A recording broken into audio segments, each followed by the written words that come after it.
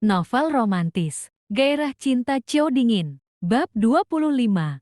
Ujian terakhir. Hari itu matahari terasa terlalu terang, seolah tidak peduli bahwa di dalam hatiku sedang terjadi pergeseran yang pelan tapi pasti. Aku baru saja keluar dari ruang rapat ketika sekretarisku memberitahu bahwa Arjun menungguku di kafe kecil seberang gedung.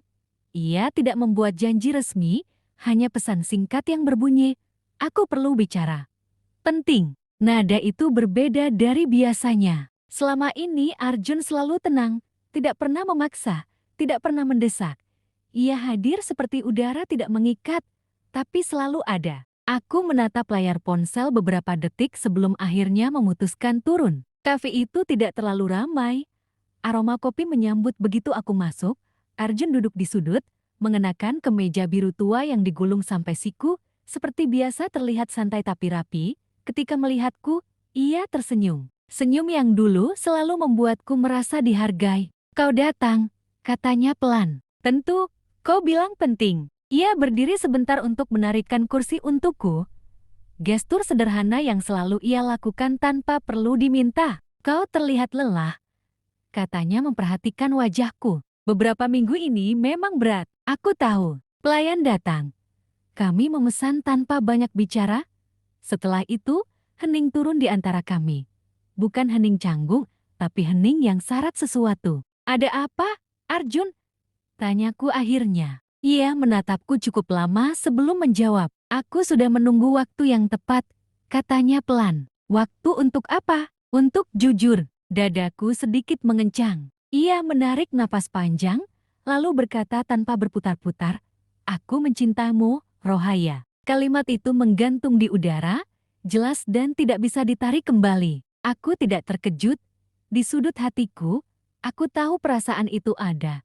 Cara ia memperhatikanku, cara ia selalu berdiri di sisiku tanpa syarat, cara ia menatapku lebih lama dari yang seharusnya. Tapi mendengarnya langsung tetap membuat jantungku berdegup tidak teratur. "Arjun," suaraku hampir tak terdengar. "Aku tahu kau sudah menikah," lanjutnya cepat.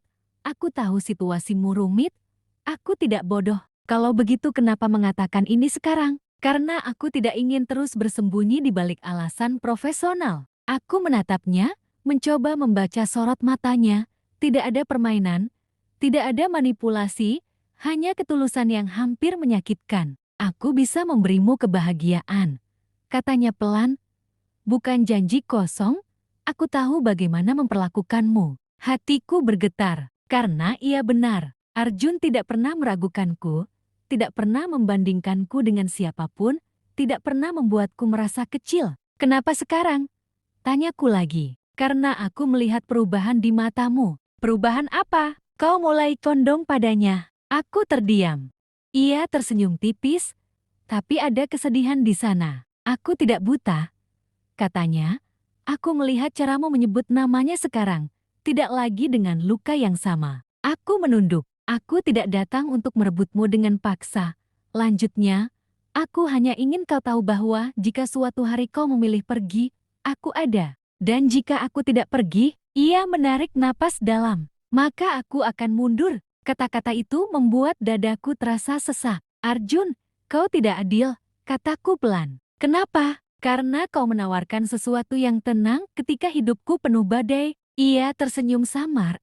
"Aku tidak ingin menjadi pelarian. Lalu, aku ingin menjadi pilihan." Kalimat itu membuatku menatapnya lagi. Pilihan. Selama ini aku merasa seperti pian, seperti bagian dari utang budi, seperti istri yang dinikahi karena keadaan. Dan sekarang, ada seseorang yang mengatakan aku bisa memilih. "Apa yang kau inginkan dariku?" tanyaku pelan. "Kejujuran." "Kejujuran seperti apa? Apakah hatimu masih sepenuhnya milik Rakas?" Pertanyaan itu membuat napasku tercekat. Aku tidak langsung menjawab. Di dalam benakku, wajah Rakas muncul. Wajahnya malam ketika ia menceritakan ibunya. Cara tangannya gemetar saat memelukku. Sorot matanya yang tidak lagi dingin, tapi rapuh. Hatiku bergeser sejak saat itu. Suaraku tertahan. Arjun menunggu, ia tidak menyela. "Aku tidak tahu kapan tepatnya," kataku perlahan. Tapi sesuatu berubah. "Ke arah mana?" tanyanya lembut. "Ke arahnya." Hening. Ia mengangguk pelan, seolah sudah menduga. Apakah kau mencintainya? Tanyanya. Aku memejamkan mata sejenak. Cinta tidak datang dengan dramatis. Kataku pelan. Ia datang perlahan. Di sela luka, di sela marah, di sela kecewa. Dan sekarang aku tidak lagi melihatnya sebagai pria yang menyakitiku. Aku melihatnya sebagai pria yang sedang belajar. Arjun tersenyum tipis. Jeti, aku terlambat. Tidak, kataku cepat. Kau tidak pernah terlambat. Kau hanya hadir di waktu yang berbeda. Ia tertawa kecil. Itu kalimat yang indah untuk mengatakan tidak. Aku ikut tersenyum, meski hatiku berat. Aku tidak ingin menyakitimu, kataku. Kau tidak menyakitiku dengan memilihnya. Jawabnya, kau hanya jujur. Aku menatapnya lama. Kau tahu, selama ini aku hampir tergoda. Kekuku pelan. Ia mengangkat alis sedikit. Tergoda untuk apa? Untuk lari. Daripadanya. Dari semua yang rumit. Ia mengangguk. Aku tidak akan menyalahkanmu kalau kau memilih jalan yang lebih mudah, katanya. Masalahnya, aku menarik napas panjang. Aku tidak ingin lagi jalan yang mudah. Ia menatapku dengan mata yang lembut. Kau mencintainya, katanya pelan, lebih seperti pernyataan daripada pertanyaan. Aku terdiam beberapa detik sebelum akhirnya mengangguk. Iya. Mengucapkannya membuat sesuatu di dalam dadaku terasa jelas, tidak lagi abu-abu. Arjun menghembuskan napas panjang, lalu tersenyum. Bukan senyum pahit, bukan juga senyum pura-pura. Hanya senyum seseorang yang menerima kenyataan. Aku kalah, katanya ringan. Ini bukan tentang menang atau kalah. Bagiku sedikit begitu, Arjun. Ia mengangkat tangan, menghentikanku. Jangan minta maaf, aku memilih mencintamu. Itu risikoku. Aku menatapnya dengan rasa hormat yang semakin besar. Kau pantas mendapatkan seseorang yang memilihmu tanpa ragu, kataku pelan. Dan kau pantas mendapatkan seseorang yang kau pilih tanpa takut. Hening kembali turun. Kau bahagia dengannya? Tanyanya. Aku sedang belajar bahagia. Jawabku jujur. Itu sudah cukup. Aku menelan ludah. Apakah kita masih bisa bekerja bersama? Tanyaku hati-hati. Ia tertawa kecil. Kau pikir aku akan kabur ke luar negeri? Aku tidak tahu. Aku profesional. Rohaya. Aku tidak akan menghancurkan karirku hanya karena patah hati. Aku tersenyum. Tapi mungkin aku butuh waktu. Tambahnya pelan. Aku mengerti. Ia berdiri perlahan. Aku senang kau jujur, katanya. Terima kasih sudah jujur lebih dulu. Ia menatapku beberapa detik lebih lama, lalu berkata, jaga dirimu, dan jaga dia juga. Jangan biarkan ketakutannya kembali menguasainya. Aku tertegun. Kau masih peduli padanya? Aku peduli padamu. Jawabnya. Kalau dia menyakitimu lagi, mungkin aku tidak akan setenang ini. Aku tersenyum tipis. Kali ini aku tidak akan membiarkan siapapun menyakitiku tanpa melawan. Kataku. Itu Rohaya yang kusukai. Ia melangkah pergi tanpa menoleh lagi. Aku duduk beberapa menit setelahnya, membiarkan perasaan itu mereda. Ada sedih, ada lega, ada kehilangan kecil yang tak bisa dihindari. Arjun adalah kemungkinan yang indah, tapi bukan takdirku. Malam itu ketika aku pulang, Raka sedang duduk di ruang keluarga dengan laptop terbuka. Ia menoleh ketika mendengar pintu. Kau lama, katanya. Ada urusan. Ia menatapku lebih tajam dari biasanya. Dengan Arjun? Tanyanya. Aku terdiam beberapa detik sebelum menjawab.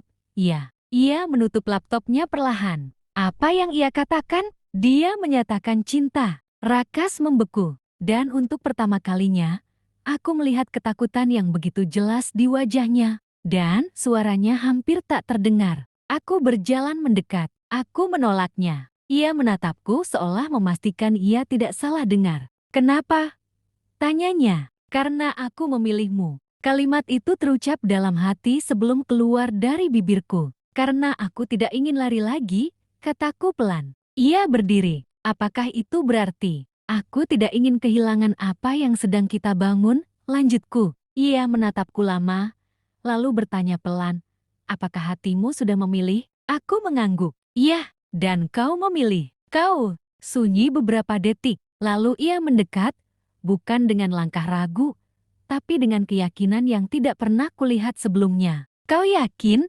Tanyanya lagi. Untuk pertama kalinya, jawabku. Ia mengangkat tangannya, menyentuh pipiku dengan lembut. Aku tidak akan menyia-nyiakan ini, katanya pelan. Kau tidak boleh. Ia tersenyum kecil. Terima kasih sudah memilihku, Rohaya. Aku menggelang pelan. Aku tidak memilihmu karena kasihan, bukan karena kebiasaan, tapi karena aku ingin. Ia menatapku dalam-dalam, dan di mata itu, aku tidak lagi melihat pria yang takut kehilangan. Aku melihat pria yang akhirnya siap disintai tanpa terus-menerus mencurigai. Ujian terakhir itu datang dalam bentuk yang paling lembut, bukan ancaman, bukan skandal, bukan pengkhianatan, tapi pilihan. Dan kali ini, aku tidak lagi ragu. Hatiku sudah condong, bukan karena badai telah berlalu, tapi karena aku ingin berjalan bersamanya.